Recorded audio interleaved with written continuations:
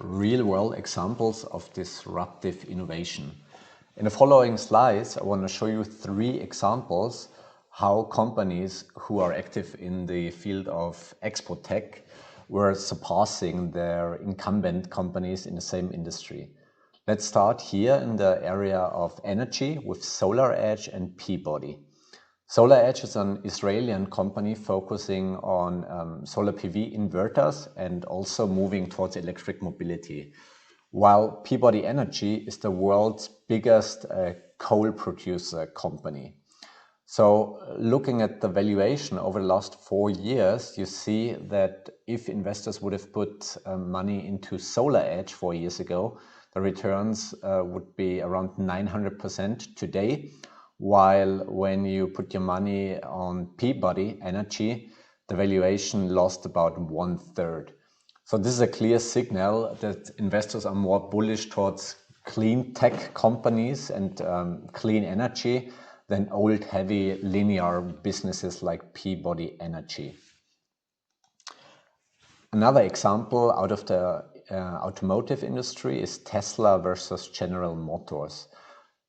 While General Motors is still selling way more cars than Tesla does, they have also like a huge physical infrastructure all around the world, all these shops, all these production lines. And some people say that these assets actually are liabilities because it's such a huge corporation and very slow moving. And it's too hard for them to really adapt to the changes we're seeing in the automotive industry. And that's why investors are more bullish on Tesla. And this, similar to the previous example, if you look back like 3 years ago, the returns for Tesla until today would be about 1,300%, while for General Motors only 16%. So the future expectation of the market is way more bullish towards Tesla, which doesn't mean that General Motors has no future, but the overall sentiment and the amount of future market share is more in favor for Tesla at the moment, because Tesla is also the leader when it comes to autonomous driving, and they collected a lot of data during the last years. And many people think that in the future we will need less cars in general because they will be electric, they will be autonomous. And therefore, it's not just about selling as many cars as you can, but providing the most intelligent cars and also offer new services like ride-hailing or mobility on demand.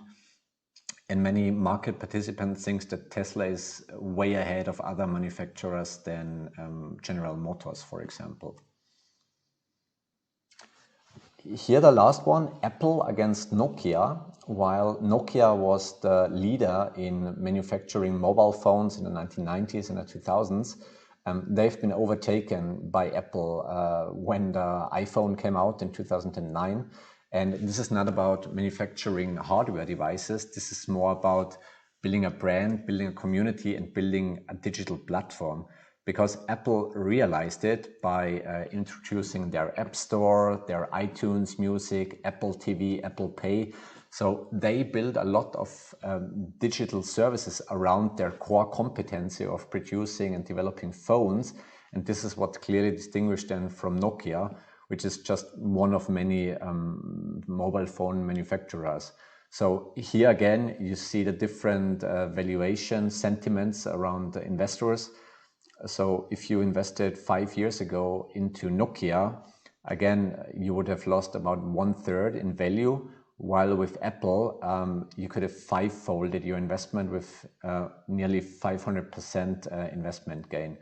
So this should give you a glimpse how companies within the same industry are diverging so much when it comes to market valuations, because the successful companies realize what it takes to jump on these exponential tech trajectories, and the linear old school businesses don't.